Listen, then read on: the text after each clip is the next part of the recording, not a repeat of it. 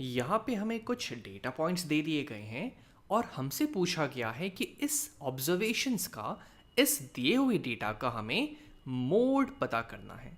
अब जैसा कि हमें पता है कि किसी भी ऑब्जर्वेशन में जो हमें ऑब्जर्वेशन का सेट दिया हो, उस ऑब्जर्वेशन के सेट में से जो ऑब्जर्वेशन खुद को सबसे ज़्यादा बार रिपीट करता है वो उस ऑब्जर्वेशन का मोड कहलाता है।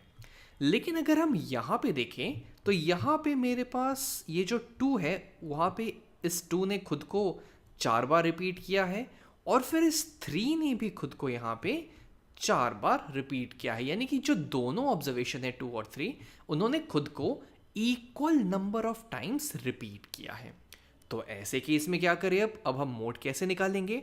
तो इस केस में ये टू और ये थ्री दोनों ही मेरे इस डेटा के मोड हो जाएंगे। यानी कि अगर कोई मुझसे पूछेगा कि इस डेटा सेट का मुझे मोड बताने के लिए, तो मैं बोलूँगा कि भाई इस डेटा का मोड टू और थ्री दोनों ही हो जाएगा।